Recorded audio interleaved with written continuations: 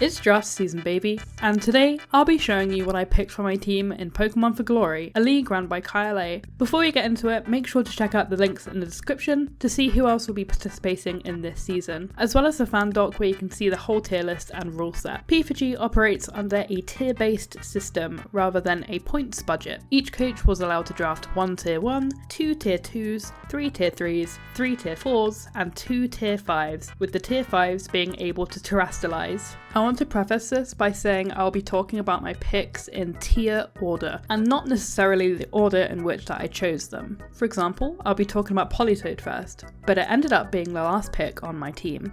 Without further ado, let's get into it. So, as you can see, my tier 1 was Politoed, which should give you an idea on what kind of squad I'll be building. Politoed was put into tier 1 purely because of its ability Drizzle, being able to set up the rain. Weather abilities have always been a strong strategy, and with being a low tier league, this will only be amplified.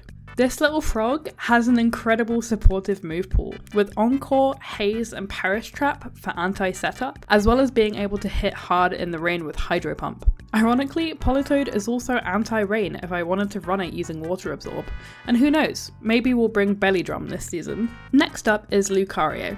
This is the Pokemon I actually decided to pick up first overall. I've always wanted to use this Pokemon, and when I saw that it was in tier 2, I thought that it was undervalued. Lucario is one of those Pokemon that is just a nightmare to prepare for. It can act as a physical or special breaker, as well as a wing condition with agility. With its 90 base speed, it's considered pretty fast in low tier, partnered with some super strong moves in close combat, Focus Blast and Meteor Mash, as well as the best priority move in the game, Extreme Speed. No doubt Lucario is going to be a god for us this season. Moving on to my other tier 2 pick, we have Volcanion. This is the first piece on my team that will really be taking advantage of the rain. Volcanion is hard enough to switch into at the best of times, but with the rain up in a lower tier league, there just is no switch-ins. You want to try and bring sun to weaken my steam eruption? Yeah, go ahead. You want to try and set up the snow for your shitty ice types? Good luck with that, man. 9 times out of 10, I would probably be running this as a breaker with choice specs, but Volcanion is far more than just that, so make sure to keep your eyes peeled for the creative stats this season. For my next pick, I really wanted hazard control, so I picked up Tsareena. This is one of the only Pokemon available on the entire board that has access to Rapid Spin. That just so happens to also benefit from rain, with fire attacks being weakened. Tsareena not only gives me hazard control, but another powerful wall breaker, as well as a pivot. I feel like this Mon is going to be a staple on so many of my teams this season, as it can perform multiple roles, both in and outside of rain. She also gives me my first knockoff user, and as we know, removing heavy duty boots in this matter is really important. What rain team isn't complete without birds? With that in mind, we picked up Talonflame.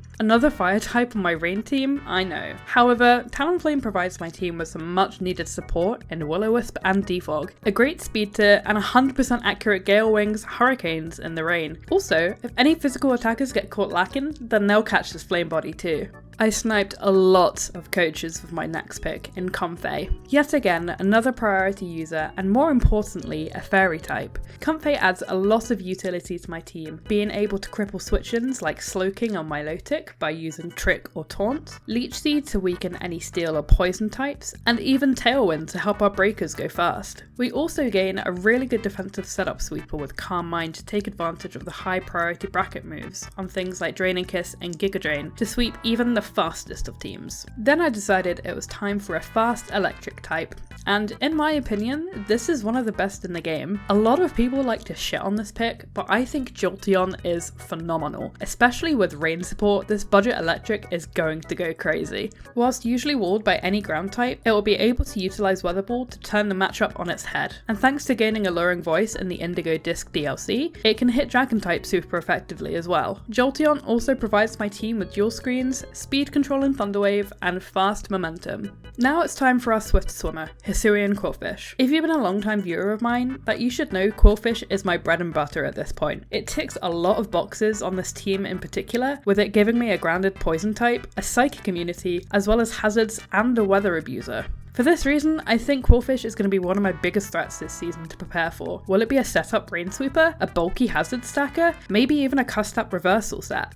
Who knows? On to my last tier 4 now, and I realised I needed a ground type. I really wanted to get Clodsire early on in the draft, but unfortunately that got taken. Instead, I picked up Golurk. This thing is an absolute powerhouse, with hard-hitting moves such as Poltergeist and Earthquake coming off a huge attack stat. Golurk also provides me with a Stealth Rock user, which I desperately needed, and I can also perform some shenanigans using Klutz and Trick. Lastly, with its type being Ghost and Ground, I'm able to block both Rapid Spin and Volt Switch, making Regieleki essentially useless. Joey, if you're watching this, please don't make me eat my words. Finally, we move on to our first Terra Captain of the draft, and I am so excited to be using Cacturne, a Pokemon that's usually dogshit due to its bad typing and lackluster speed and defensive stats. But since I can Terra, I'll be able to abuse this by boosting my Dark Stabs or changing type to Ground or Fairy. Remember when I mentioned its lackluster speed? Show me something that wants to take a Swords Dance, Terra Dark boosted Sucker Punch.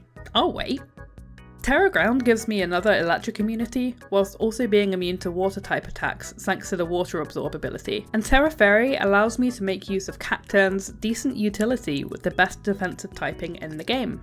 And lastly, our final pick of the team, Qwilfish. In my opinion, this thing absolutely should not have been able to terrestrialize. I've seen it perform well in regular leagues using Terra, so having this in low tier league should be a lot of fun. I decided to go Terra Water, Dragon and Electric. I don't know why it says grass on the GFX, I'm gonna have to fire whoever did these. Stab Mega Launcher boosted Dragon Pulse is going to be really difficult to swap into, and the electric Terra typing will allow me to break most bulky waters that resist Dragon. I'm looking at you, Primarina. On top of that, it has access to both U-turn and flip turn, giving me a slow pivot to help me bring in my powerful top tiers, and even Aquajet to get some surprise KOs on weakened opponents. So there we have it. In all my years playing Draft League, this is the first time I've ever drafted a rain team. How did I do? Let me know in the comments, and I'll see you next Sunday for week 1 against Gentleman Thomas.